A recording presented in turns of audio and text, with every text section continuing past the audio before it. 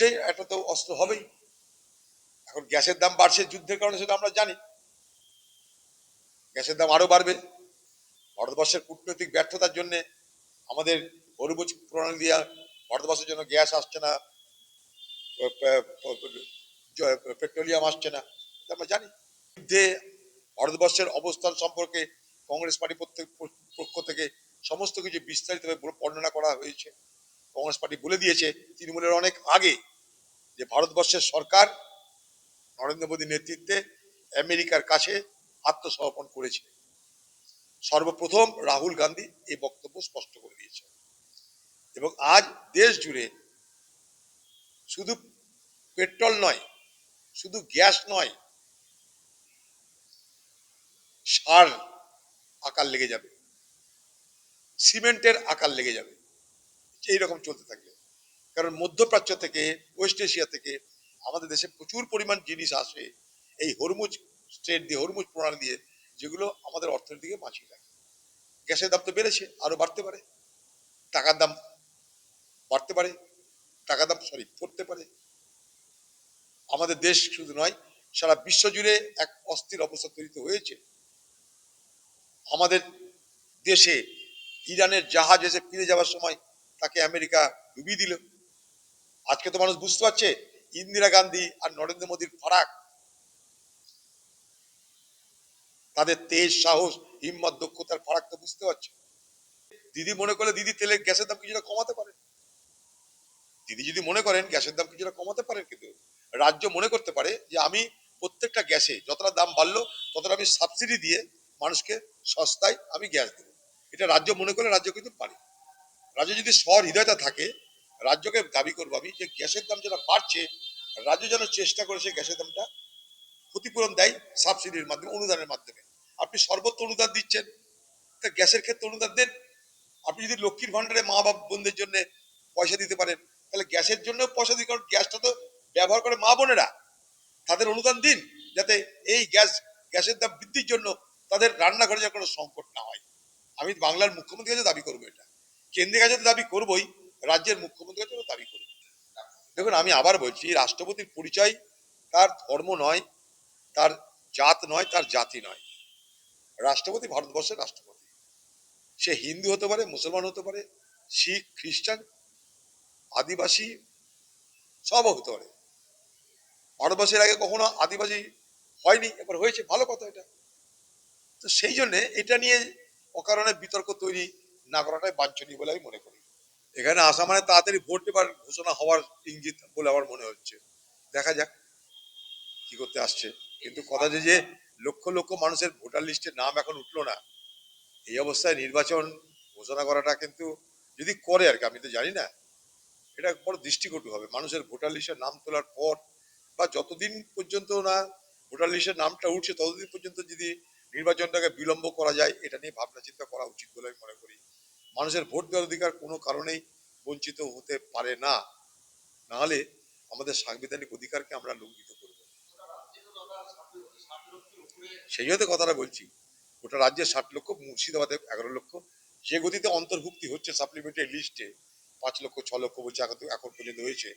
60 লক্ষর মধ্যে 11% এখন পর্যন্ত ফয়সালা হয়ে নাম এন্ট্রি হয়েছে সাপ্লিমেন্টারিতে। তাহলে এত যে সংখ্যা 11%, মানে এখন 90% নাম বাকি হয়ে আছে। তো এই সময়ের মধ্যে সেটা যদি না হয়, তাহলে ভোট করা না করে তো বেকার। আমার কাছে, আমার বিবেচনায়, ভোট দেওয়ার অধিকারকে কেড়ে নিয়ে সরকারি উদাসীনতা, সরকারি পদক্ষেপের ভ্রান্তির কারণে মানুষের ভোট দেওয়ার অধিকার কেন হাতছাড়া হবে? সরকার ভুল করছে, রাজ্য নির্বাচন কমিশন, তাদের এগুলো ব্যর্থতা।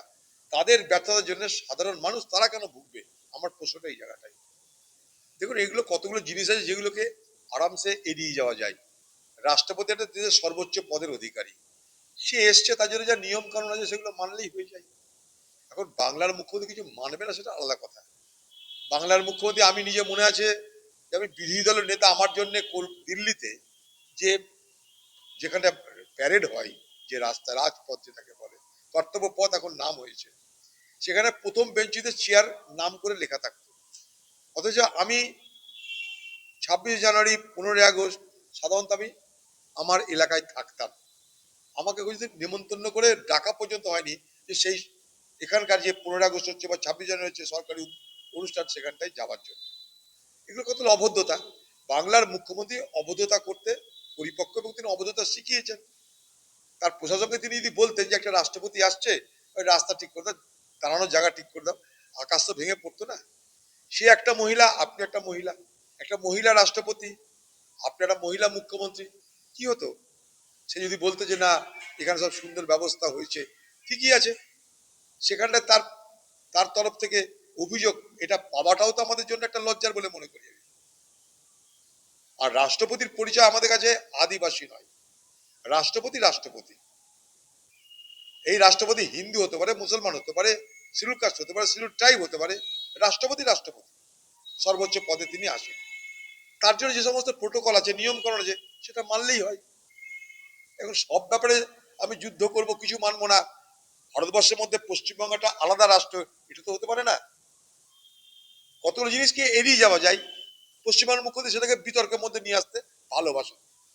নির্বাচন আগে তিনি এই বিতর্কগুলো আরো বাড়াবেন, যার কোনো প্রয়োজন নাই, আনকল্ড ফর এগুলো, এগুলো অপ্রয়োজনীয়। বোমা উদ্ধার এই কারণে হচ্ছে কারণ বোমা বানানো হচ্ছে, আর বোমা বানানোর কারণ হচ্ছে সামনে ভোট আসছে। ভোট আসলে পশ্চিমবঙ্গে বোমা লাগে, পিস্তল লাগে, গুলি লাগে, তার সঙ্গে সঙ্গে পুলিশের থ্রেট চলছে। কংগ্রেসের লোকদেরকে পুলিশ ডেকে ডেকে ডেকে ডেকে বলছে তৃণমূল বিরোধিতা করা চলবে না, তৃণমূলের বিরোধিতা করলে খারাপ হয়ে যাবে। আইজি সেও, এসপি সেও, সাধারণ পুলিশ সেও, সর্বত্র তৃণমূল দলকে রক্ষা করার জন্য পুরো মুর্শিদাবাদের প্রশাসন ময়দানে নেমে গেছে, ক্যাম্পেইন করছে তারা যে কোনোভাবেই যেন তৃণমূল না হারে। প্রত্যেকটা থানার আইসিদেরকে বলে দেওয়া হয়েছে 22-22 করতে হবে, কারণ খোকাবাবুর নির্দেশ, সেটা আমাদের পালন করতে হবে। তাই বোমা পিস্তল ছাড়া তো খোকাবাবুর নির্দেশ বাস্তবায়িত হবে না। পুলিশ থাকবে, বোমা পিস্তল থাকবে, সাধারণ মানুষকে ভয় দেখিয়ে ভোট থেকে বঞ্চিত করা হবে, এটাই তো লাইন। তার জন্য এগুলো দেখতে পাচ্ছেন। যখন ভারতবর্ষের রেলমন্ত্রী মমতা ব্যানার্জি ছিলেন তখনও পশ্চিমবঙ্গে জায়গা পাওয়া যায়নি। যখন কংগ্রেসের থেকে আমি মাত্র ছোট্ট একটা পিরিয়ডের জন্য রেলের সামান্য দায়িত্ব সামলিয়েছিলাম, তখনও পশ্চিমবঙ্গে রেলের জায়গা পাওয়া যায়নি। আজও রেলের জায়গা নাই। রেলের জায়গা পাওয়া যায়নি বলে এবং রাজ্য সরকারের অসহযোগিতার কারণে আমি নসিপুর আজিমগঞ্জ রেল লাইন দীর্ঘদিন অপেক্ষা করার পর করতে পেরেছি। রাজ্যের অসহযোগিতার জন্য আজও এই বহরমপুর শহরের 55 তলার রেল ওভারব্রিজ তৈরি সম্পূর্ণ হলো না। তো এই রাজ্যে এটাই হবে, এই রাজ্যে জায়গা নেই। তাই পশ্চিমবঙ্গের আজকের মুখ্যমন্ত্রী রেলমন্ত্রী ছিলেন, তিনি বলেছিলেন আমি ফুরফুরা শরীফ পর্যন্ত রেল লাইন বানিয়ে দেব।